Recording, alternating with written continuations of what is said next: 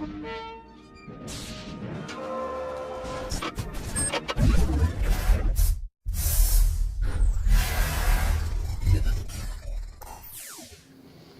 everybody. This is a Globe Earth public announcement from yours truly, John Christopoulos, the Morgile. Good evening, friends, subscribers, ladies, gentlemen, and the occasional curious sheeple.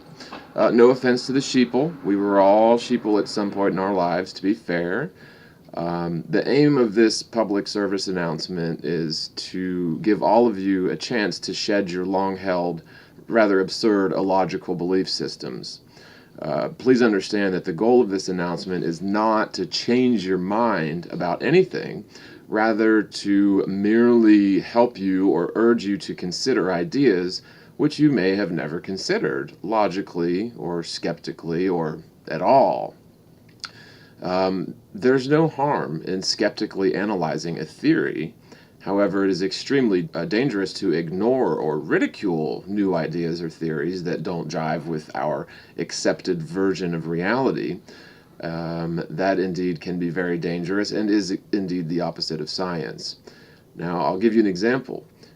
Before the Wright brothers flew an airplane for the first time about 114 years ago, the general consensus of the scientific community was that it was a laughable waste of time trying to build a flying machine, right?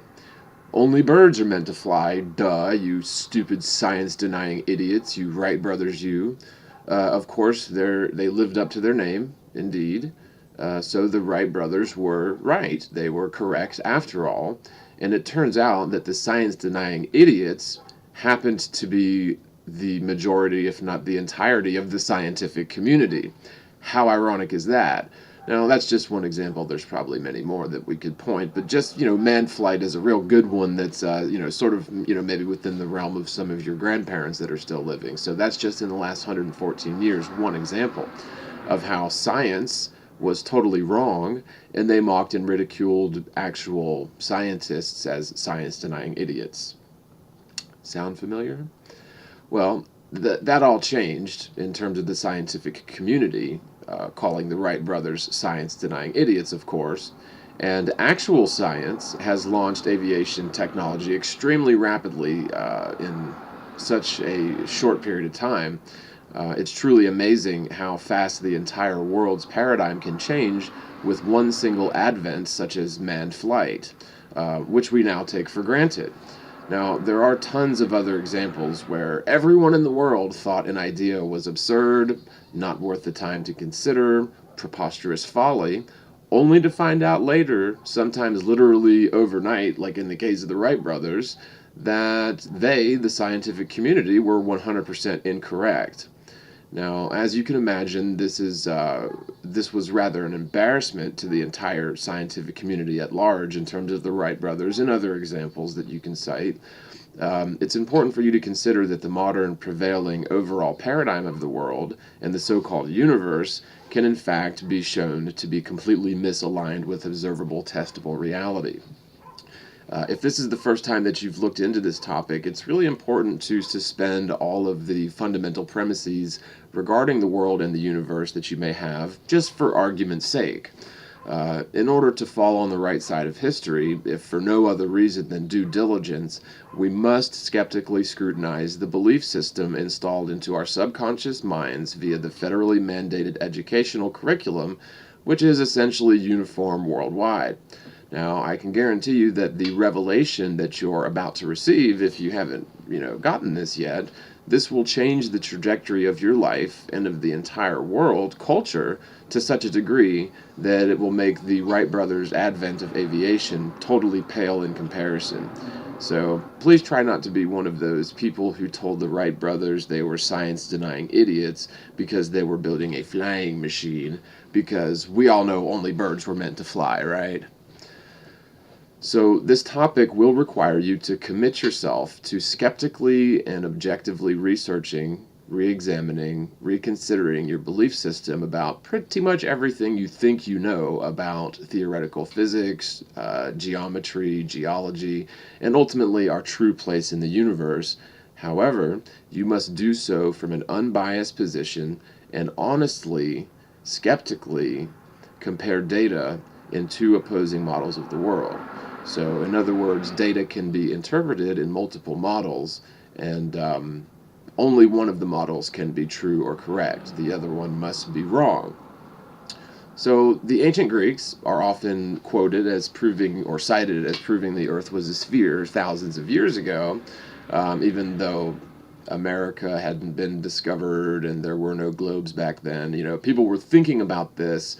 Truth be told, they apparently came up with such a theory around 300 BC.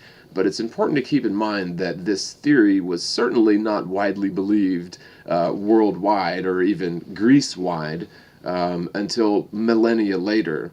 And the first globe wasn't created until the late 1400s when Columbus, accidentally discovered America when he was looking for India. And people still to this day call Native Americans or the different tribes of Native Americans Indians, right? So the point being is there have been many different models of the world and the celestial lights, also known as the stars and the wandering stars or the planets, and many different versions of each model, which, can indeed adequately track so-called orbital patterns of planets based on long-term meticulous astronomical observations, which are assigned mathematical values. But a lot of people get confused and think that the cycles of the heavens are somehow beholden to our mathematical values that we've simply ascribed to the observations. Now, again, for example, like orbital periods of Jupiter, this didn't come from people writing things down on paper to figure it out. It came from long-term, meticulous astronomical observation, documentation, and even confirmation of a repeating cycle. For example, again, the orbital period of Jupiter was tracked and predicted based on a geostationary, geocentric model by multiple astronomers prior to Galileo or Kepler or whoever. Two would be Ptolemy and Aryabhata. One was from Greece, one was from the Middle East, India, I believe. So, finally, if you are a troll in my comments section, which there are tons of you, or maybe a couple of you with tons of accounts, but if you're one of those trolls in my comments section spouting never-ending cycles of dull insults and mindless semantic arguments to the evidence we're about to reveal, I would really appreciate logical examination of the subject and evidence as opposed to your ignorant mockery and blindness so severe it's as if your eyes have been gashed out. And I know that you're not going to actually do this, but I hope and pray that, maybe one or two of you will. Now, you trolls out there are the people whom history is going to laugh about in the upcoming years, and actually would have been mobbed in years past, which is why you hide behind hundreds of dummy accounts, spending hours upon hours, days upon days, never-ending cycle of commenting on videos which you claim to think are stupid. Honestly, why would anyone in their right mind spend so much time and energy and effort on a topic that they feel is one for retarded morons? Doesn't make any sense to me. So please don't be a science-denying idiot who will be laughed at by all future generations, and please try to be a bit more open-minded and intuitive for the duration of this video. So if you could please not be one of those people who called the Wright brothers science-denying idiots, if you will. So, since we mentioned the Wright brothers so much in the opening of this, the key they found to a machine that flies is the shape of the wing, which manipulates the air in such a way that at high speeds, the air passes across the top of the wing more swiftly than the air below the wing, hence creating pressure and lift. Now, once in the air, the vessel travels along a single plane if unmanipulated or disturbed, hence the name airplane. So you could almost say that the plane is swimming through the air, although swimming is sort of a bad example or analogy, as aerodynamics have advanced to the degree to greatly reduce drag, increase thrust, and create flying machines which can exceed the speed of sound by many times. Now, imagine what the world would be like today if those two dudes, the Wright brothers, decided to be the typical douchey sheeple sort who sat around laughing at others, how silly they were to try and, build a flying machine. Ha ha ha, science-denying idiots. Birds were meant to fly. So, now with this precept in mind, if you're like most people, in the world, you believe that you live stuck to the side of a spinning sphere in outer space, flying through an infinite universe round the sun, round the galaxy, round the great attractor, as a result of the Big Bang Theory and random chance coincidence. Now, let's examine each of those quickly. For starters, what first-hand evidence do you have for any of these beliefs? Again, you live on a spinning sphere in outer space, flying through an infinite universe as the result of the Big Bang Theory and random chance and coincidence, all governed by gravity and chaos. What first-hand evidence do you or does anyone have for these beliefs? I'm here to tell you that you believe these things on strictly faith in scientism alone. Now, sure, we've all seen the obviously fake pictures from NASA or LIGO about gravity or the spinning sphere Earth, but that isn't first-hand evidence. If we assume that NASA or LIGO would never lie and we believe everything that they purport, then we're not being skeptical, but in fact we're being the exact opposite of skeptical. Honestly, there is no first-hand evidence any honest person can point to in order to show the Earth to be spherical or spinning or any of that. You may point to the apparent motion of the moon or the stars or the sun and say, but those are spherical, therefore our world must be spherical. To many, this appears to be very clear proof of the spherical Earth. However, these celestial bodies are simply not the Earth, and in fact, nothing like the Earth whatsoever.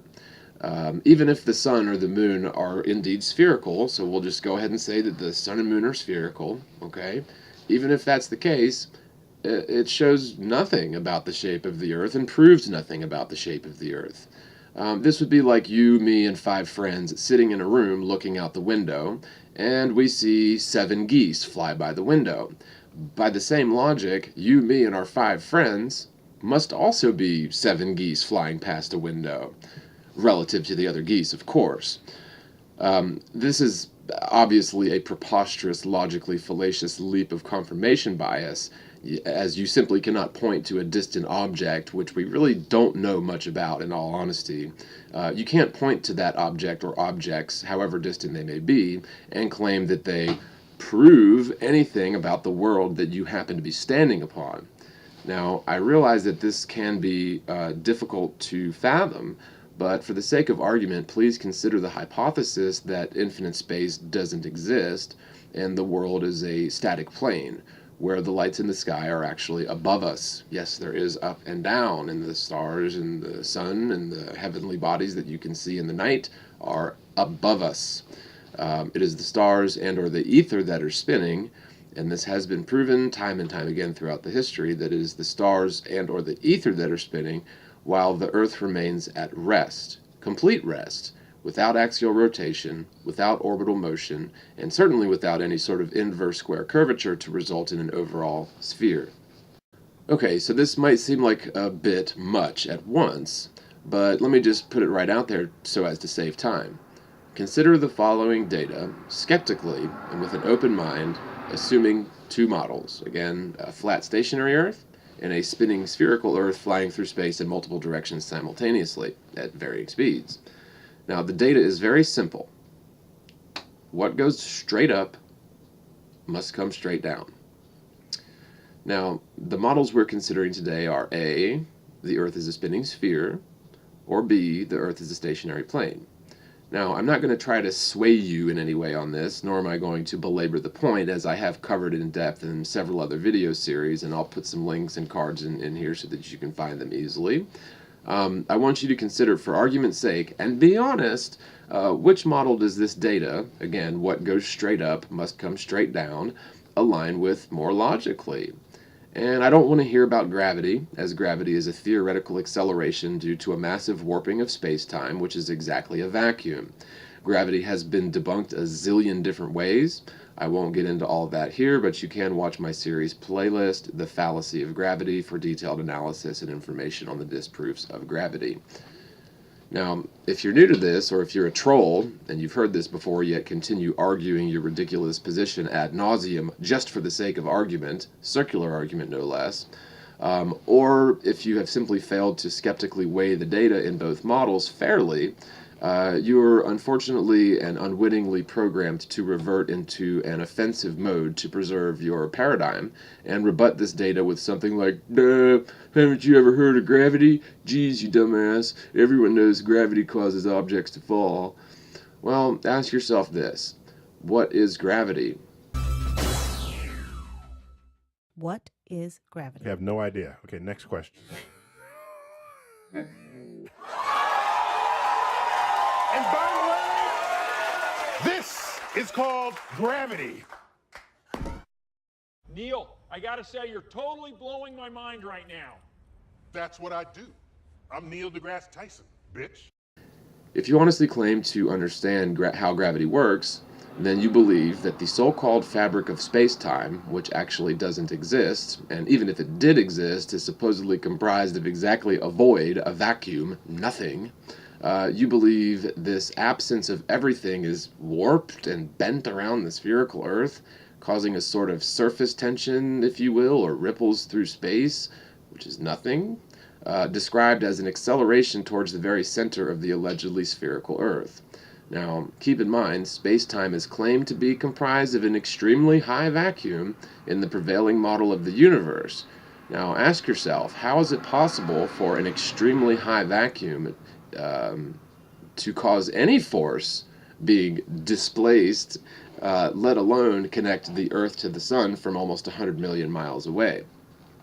Again, a vacuum is a void. It is nothing. It is nada, zilch, zero. So we're expected to believe that nothing, a vacuum, is pushing down with so much force that the upper atmosphere exists adjacent to it, to the vacuum of space. Single molecules of disparate low-density gases are being held to the Kármán line adjacent to such a vacuum by nothing more than theoretical gravity being pushed in by a vacuum. Really? Be honest with yourself. Does this make any sense whatsoever, considering the laws of fluid dynamics? And if you're not familiar with the laws of fluid dynamics, look into it. But a vacuum displaced by the mass of the Earth simply could not create enough force to supposedly hold you and the oceans, not the hummingbirds, and the gases far in the atmosphere adjacent to such a powerful vacuum, stuck to the side of a spinning sphere racing east in terms of spin over 1,000 miles near the equator, vertically falling along that curve at 135 miles an hour compared to a tangent line from the base point. Not only does gravity do all that, but gravity allegedly binds moons to planets, planets to stars, stars to galactic center, and the galaxy to the Great Attractor, with exactly zero evidence that the theory is correct, and a mountain of evidence proving that the theory of gravity is irrelevant and actually incorrect. Completely incorrect. Theoretical folly. Yes, whether you like it or believe it or not, gravity still to this day remains strictly in the realm of theory and has indeed been shown to be false. Now, taxpayer black hole projects such as LIGO recently claimed to have discovered gravity waves. However, what they discovered was, quote, a signal which was represented as time went forward, this frequency went up. A pretty simple signal. The scientists at LIGO went through the data and convinced themselves that it was gravitational waves and presented that not one, but two real computer simulations. I guess that's why they call them LIGO. Now, honestly, how can a scientist responsible for operating a multi-billion-dollar lie factory literally present a definite oxymoron as somehow scientific evidence?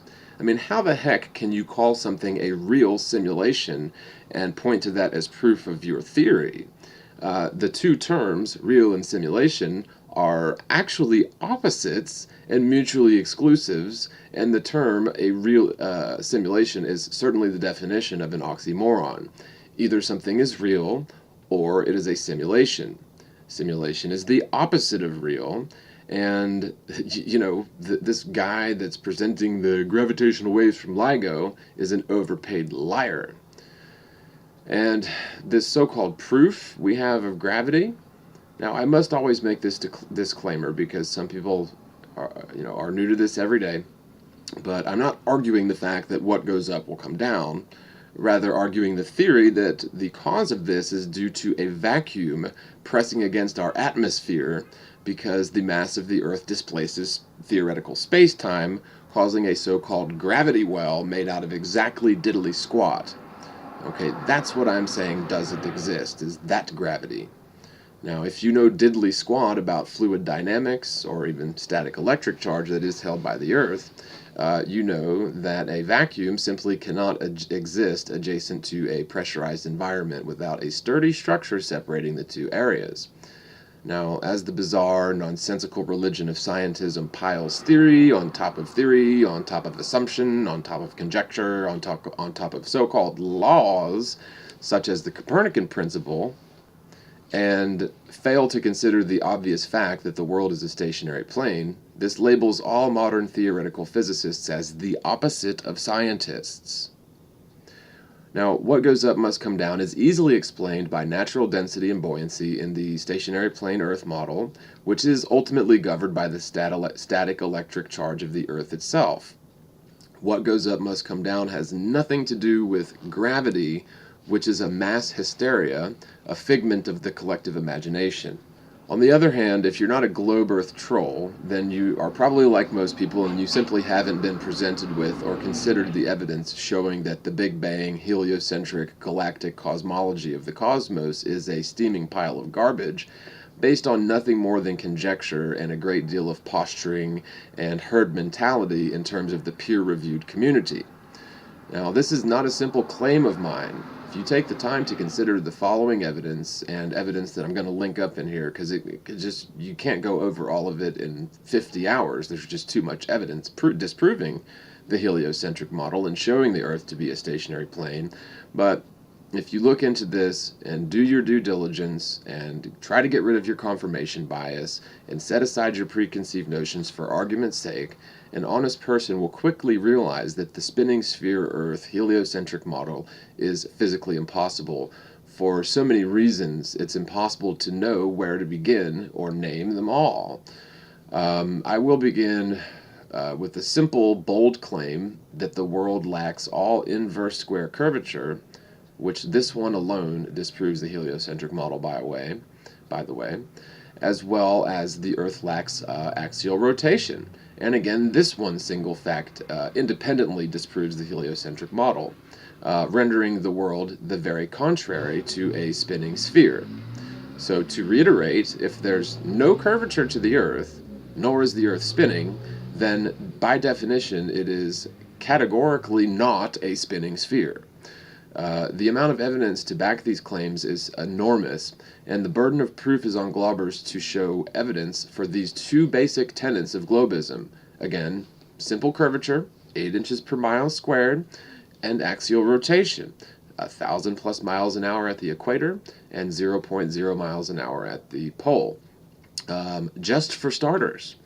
Now, I'm going to kindly ask you all, again, to temporarily disregard everything you believe you know about space and astronomy, and, I thought I knew a whole lot about that until about 2 years ago, until I looked at this evidence.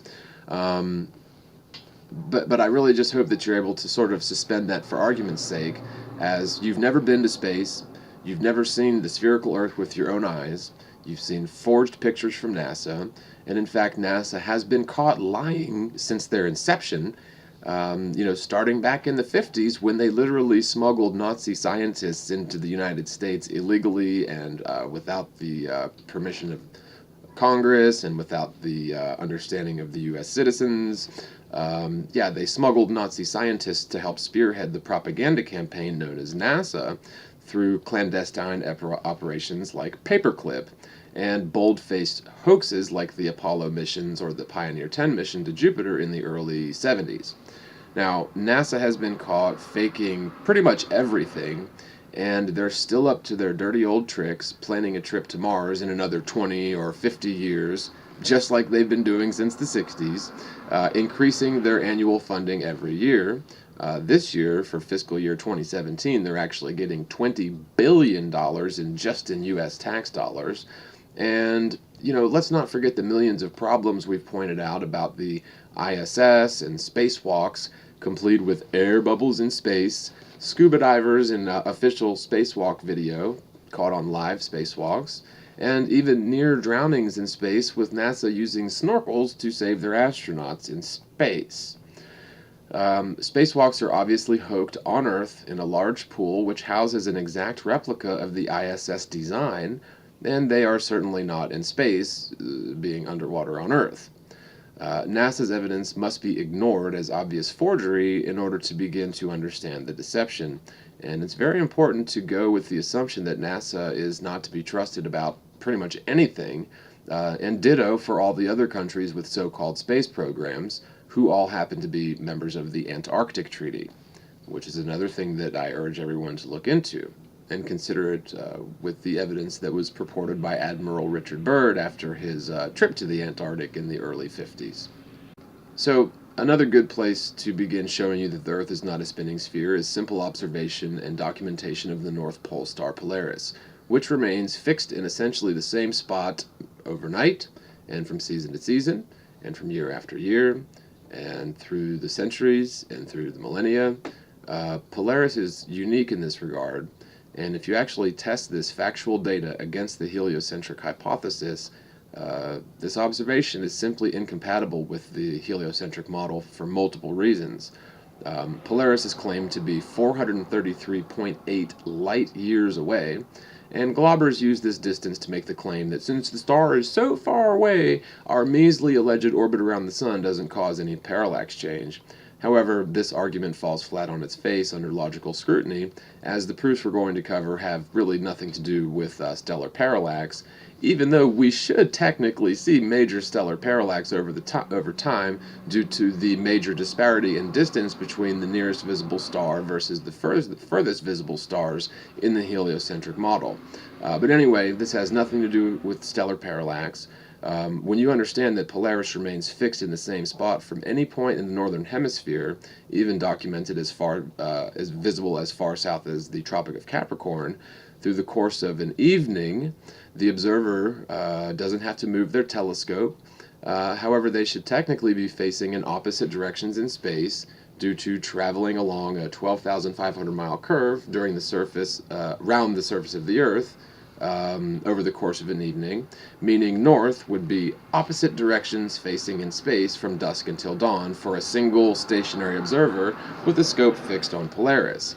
Now, you can fairly easily triangulate Polaris based on this principle, disproving the notion that it's hundreds of light years away, even humoring the heliocentric model, assuming that between those 2 points you have a 4,000 mile radius. You can triangulate on that pretty easily. Now, furthermore, 6 months later, Polaris can still be seen in the exact same spot without moving your telescope a smidgen, meaning Polaris must be traveling billions of light years through space in order to remain fixed above our measly, arbitrary polar axis if the heliocentric model was correct, which it isn't.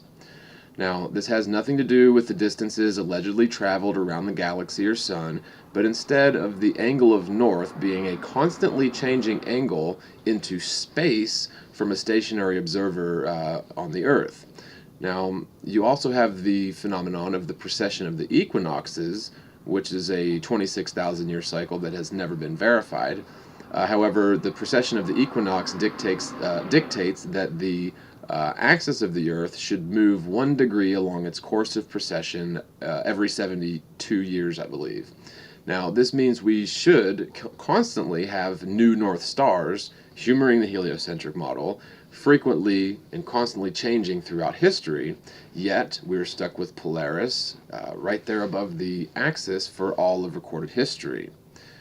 Furthermore, Polaris has been reported as visible as far south of Capricorn, which is geometrically impossible on a globe with the given proportions. Now, scientists claim that there used to be a different North Star back in the Egyptian days. However, this is a ridiculous claim, as a single degree change in the alleged axis of rotation every 72 years would render the North Star a constantly changing star, yet it never does move a smidgen, disproving the idea that the Earth's wobble causes the precession of the equinoxes. Now, again, these are major changes in angles of our line of sight or the line of our axis, and it has nothing to do with stellar parallax.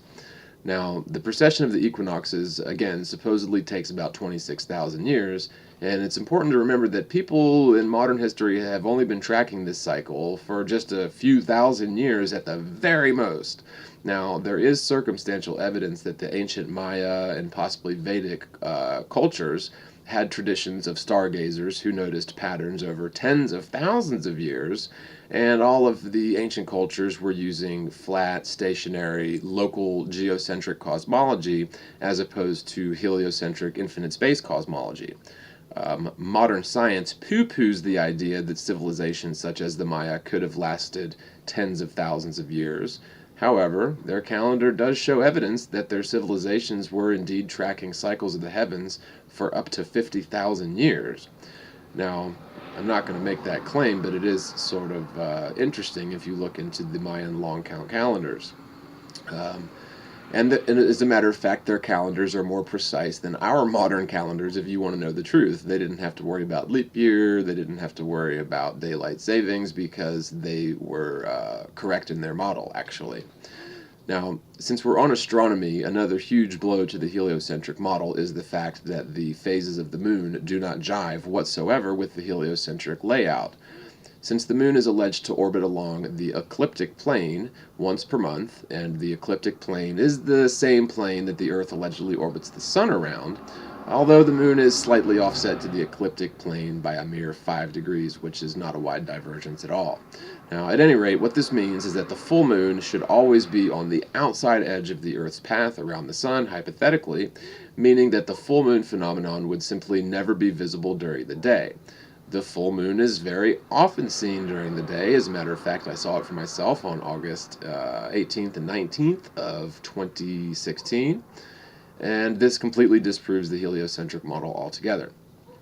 On the other hand, the phases of the moon leading up to and away from no moon, so the crescent moon, the crescent type moon phases, waning away to no moon and then waxing back to crescent, that part of the cycle of the moon's orbit should always be on the day side of the Earth. Yet we often see these crescent moon phases in the middle of the night. These two basic observations demolish the heliocentric model completely, and until you can actually look at this topic objectively and do away with the programming you've been indoctrinated with for your entire life, you will be a science-denying idiot and a religious zealot, devout in the cult of scientism, and yes, you will be just like the people who told the Wright brothers they were science-denying idiots. Denying science means to be ignorant of data and refusing to consider hypothesis. That is a science-denying idiot. Now, another observation of celestial bodies which debunks the heliocentric premise involves the equatorial stars, which are visible from somewhere on Earth from season to season. Now, since the Earth allegedly orbits the Sun at a 60-degree angle to the solar plane, so here's the solar plane, here's the ecliptic, we don't just go around the Sun like this, it's at an angle to the path of the Sun. The visible stars overhead from the equator during the winter should be, northwest of the galactic equator, while the visible stars overhead from the equator during the summer should be southeast of the galactic equator. The simple fact is we can see hundreds and hundreds of the same stars and constellations from season to season to season to season, year after year, from somewhere on Earth, and that would be physically impossible in the heliocentric model due to the situation involved with the model itself. Again, we're not talking about parallax, we're talking about facing that way in the summer and facing that way in the winter in terms of looking at the night sky, especially at stars above the equator. The fact that we can see all of the same stars from season to season debunks the heliocentric model completely. And again, I will say this has nothing to do with motion through space, although it should, that we should see changes in relative positions in stars due to motion through space, but this is not the point. It has to do with our visible line of sight towards space is constantly changing, even over the course of an evening, over the course of a season to season to season, yet the stars are not unique from season to season. I suggest you check out at least one or two of my documentary series proving this stuff more in depth. I hope you've got some time to spend on it. My most recent documentary series is over 7 hours long, but it's cut up into 5 sections so you can do it at your leisure. I suggest that you definitely look into this if you're interested in understanding the truth, because it has been proven, the jury's out, there's no longer a debate, it's just a matter of getting people to look at the evidence. Anyway, I'm not going to try to go too in-depth into all of the proofs because this is just a public service announcement to get your attention and hopefully get you to look into this more deeply. Links will be in the description box and cards will be in the upper corner of your screen for your convenience. Now, another major problem with constellations is the fact that the entire universe is supposed to have sprung from a massive, mysterious, coincidental, unproven explosion, yet throughout all of recorded history there hasn't been one single iota in change in terms of the relative position or distances between the stars, and we find these allegedly hyperfast objects traveling in contrary directions allegedly never appear to move relative to one another throughout history and make perfect cycles around our point of observation, returning to their exact point in space over the course of a year. Every year, for all of history. Now, of course, you do have this, alleged 26,000-year cycle of the precession of the equinoxes, but this is absolutely incompatible with the heliocentric model, considering, as I mentioned, that the North Star has never moved, meaning that our axis doesn't wobble, as they claim, which is supposedly causal of the precession of the equinoxes. Now, if these astronomical proofs are a bit boring or a bit too much, here's something simple. Prove curvature of standing water over 50 miles. Every physical experiment ever conducted to prove whether or not the expected inverse square curvature exists over long stretches of standing water always, never fails to come back with data showing that standing water and flat areas of land, such as Kansas, are indeed flat. Actually, a geodetic survey was done of Kansas, and they found that it was, quote, flatter than a pancake. Now, let me ask you a question. Have you ever seen a pancake that is a hump, the summit of which is 15,000 feet taller than the portions 150 miles in either direction? So, flat as a pancake means a hump nearly 3 miles tall, right? That makes perfect sense. Same thing goes for the sea or standing water, which is actually a much better indicator of curvature or lack thereof, since water always finds its level, and even Kansas has a few dips and hills and valleys. Sea level is actually sea level. It's not a mean curve, as believed by globbers, but the gosh darn sea is actually level, from coast to shining coast, all over the world.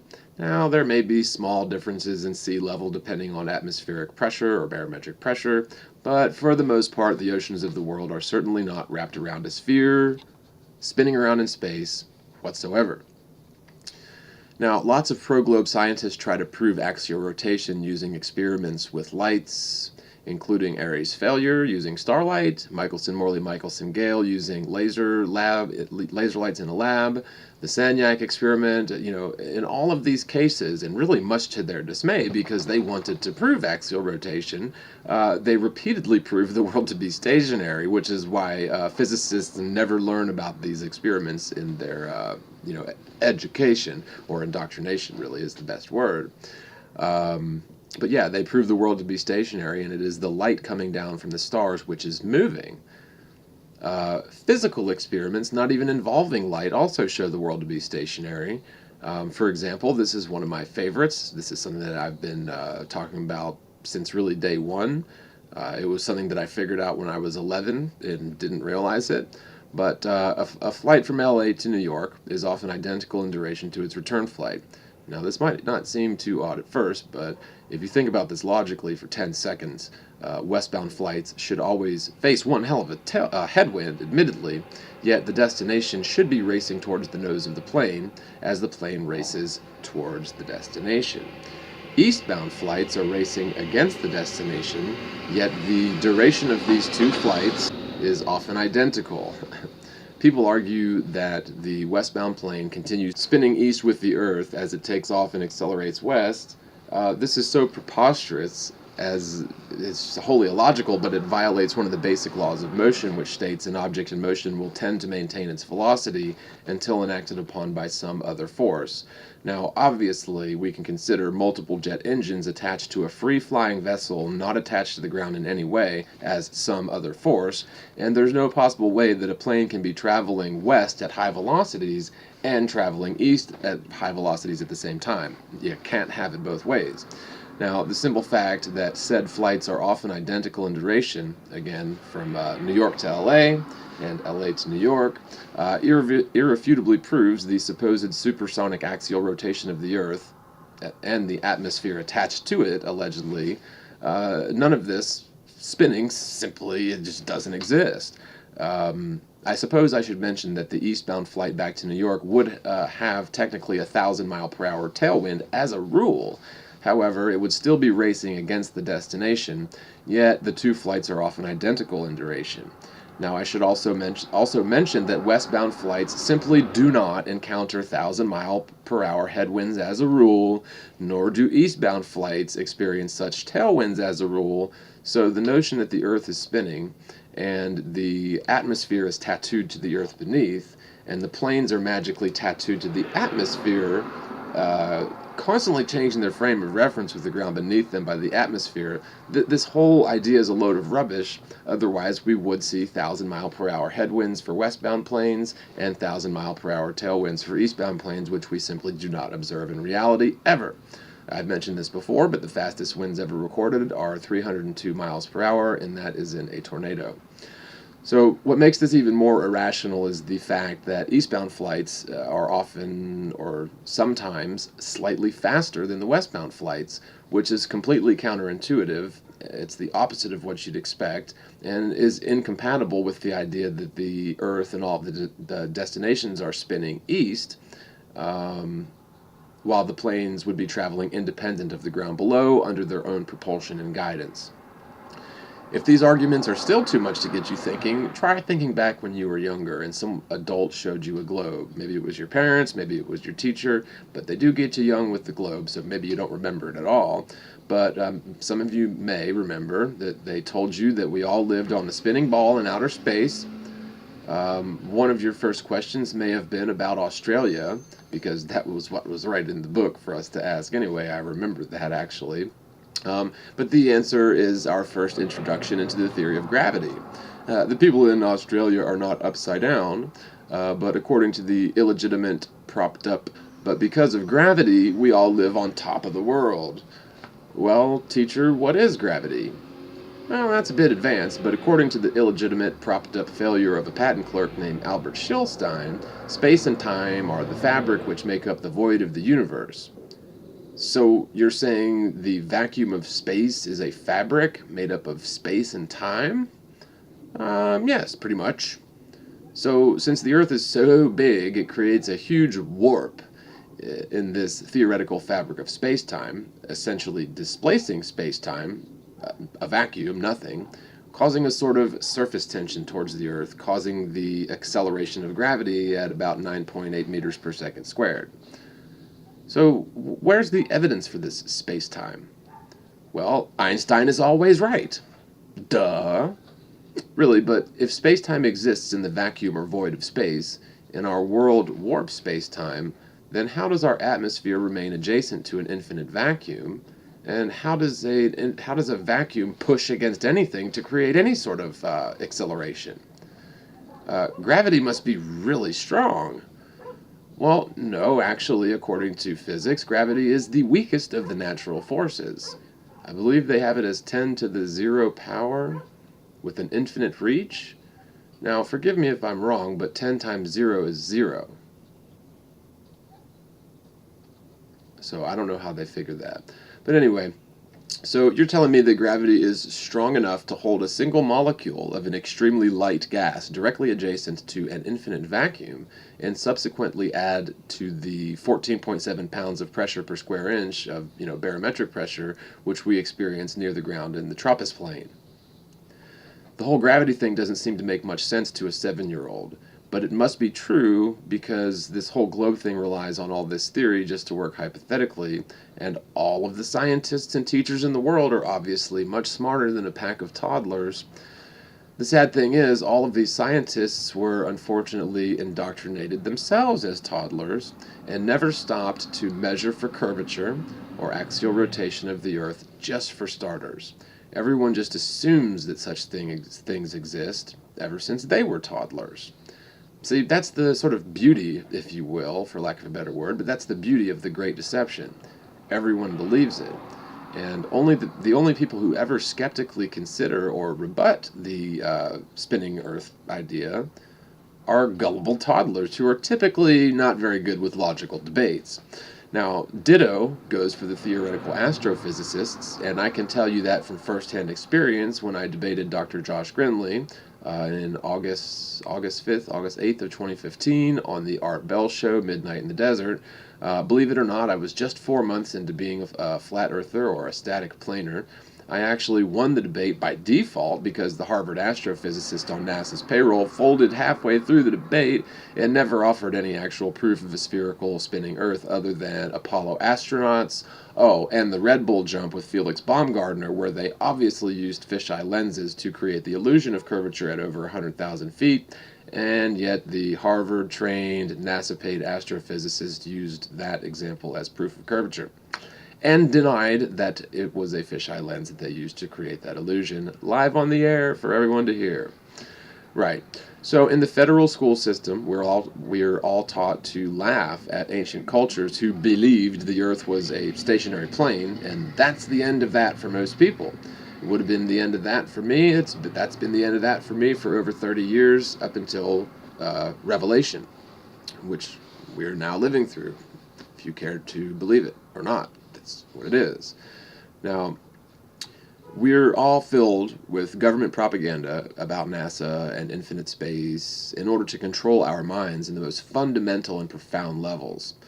Now, it's very difficult for people to let go of the idea of infinite space and all of that.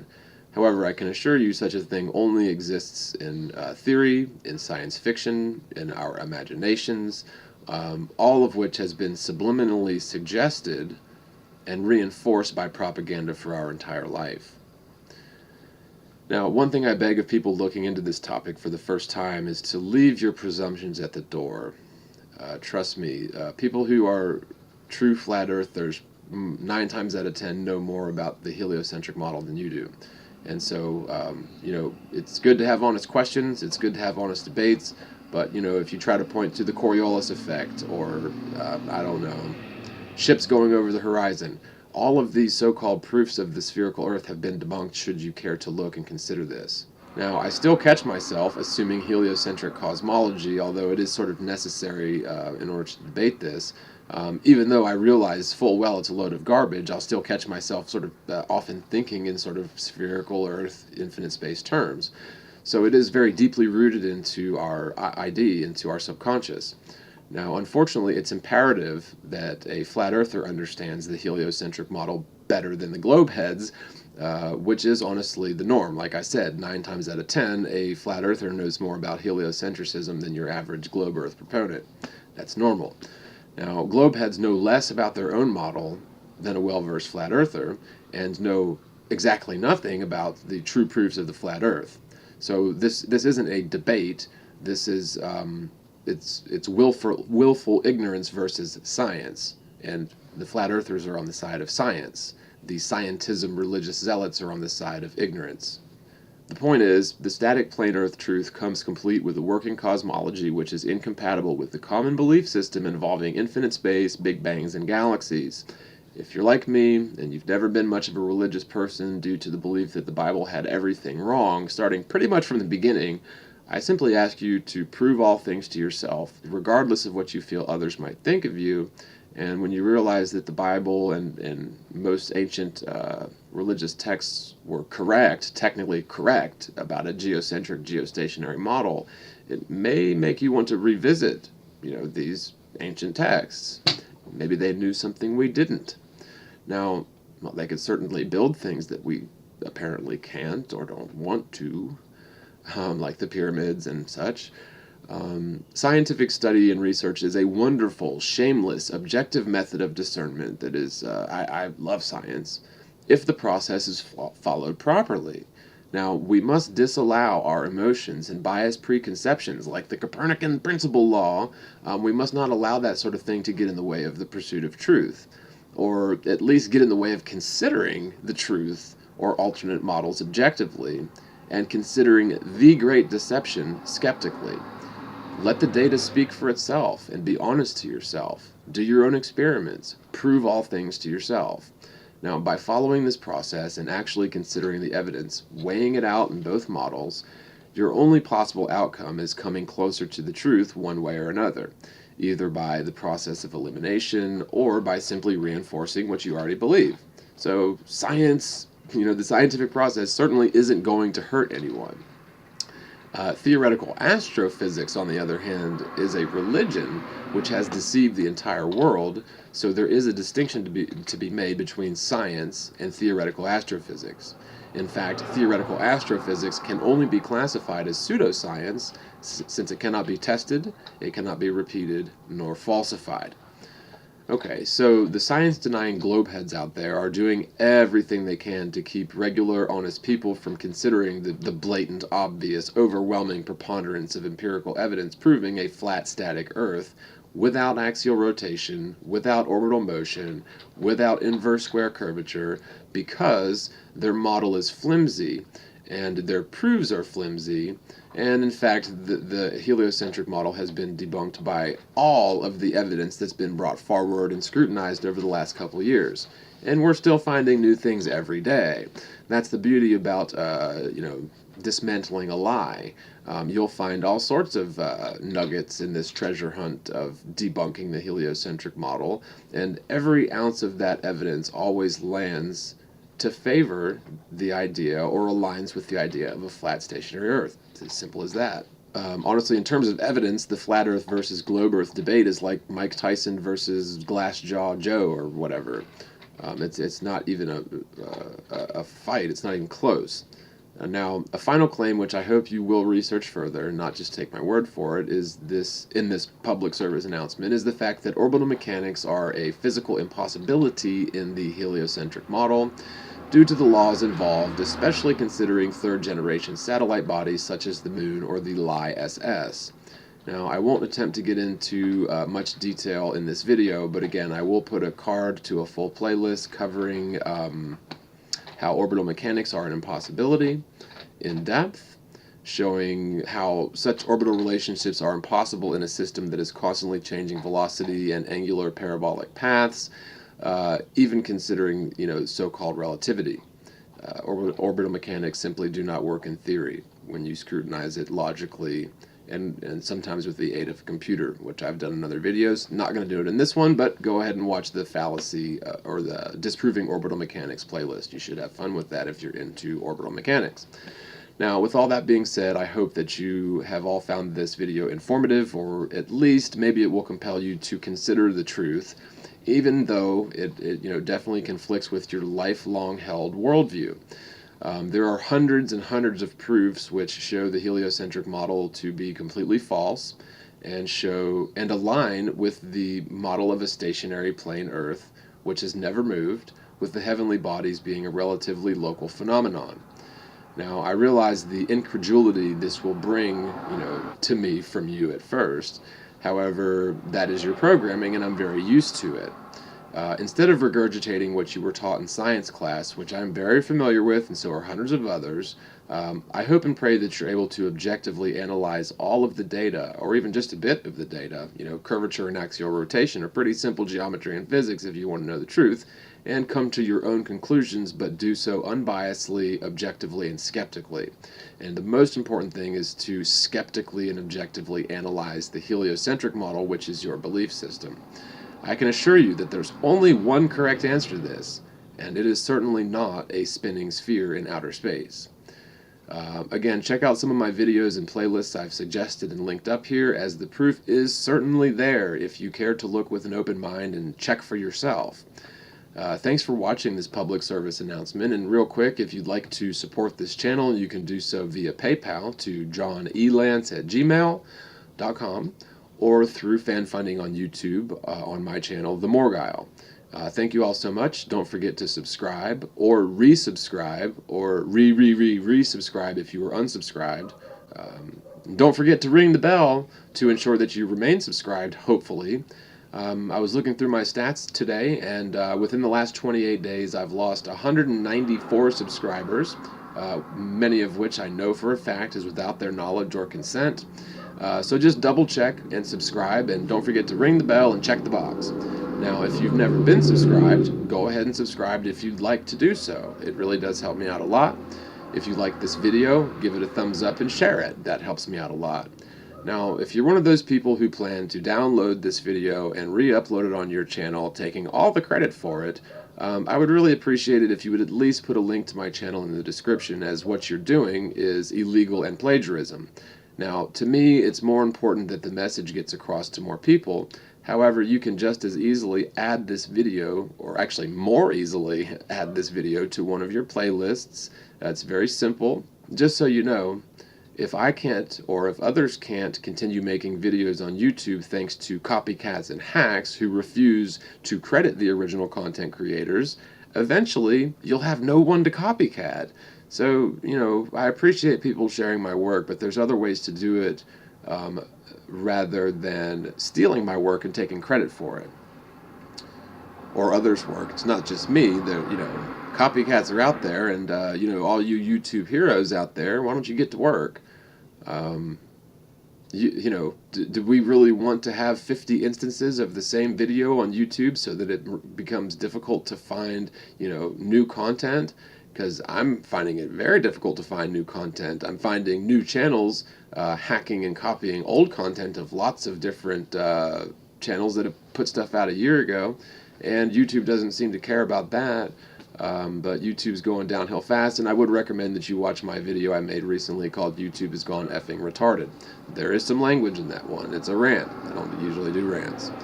Now, again, I do appreciate people that want to share my work, but you can do so without trying to make money from plagiarizing others' work. Make your own videos. Monetize those. You can do it. It's not that hard. Maybe I can even help you, show you how to record and edit videos. It takes some time, takes some practice, but once you get it, it's like any other computer program, and things like that. You get used to it, and it becomes easier as you go. Share the videos you like. Create a playlist and share your playlists. Now, if you must re-upload this to your channel, I would really appreciate it if you would please provide a link to my channel in the description and give credit where credit's due. It's hard enough to make ends meet on YouTube as it is, especially after the recent algorithm change in November of 2016, without the hacks and copycats taking credit for work which often takes hundreds of hours for me or other content creators to complete.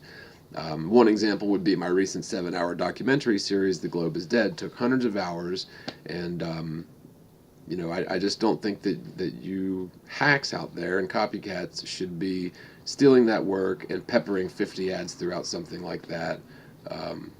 That's ridiculous. So anyway, no more ranting. The Globe is Dead series playlist is awesome. Again, it's got 5 videos. It's over 7 hours long. Watch one a day. Then, of course, I've got hundreds of videos on my channel, but another playlist I recommend is the Earth Not a Globe series, which I put out several months ago. There's so many awesome proofs out there that will just blow your mind, but you really have to consider this logically with an open mind. God bless you all. Spread the word, spread the world, and peace.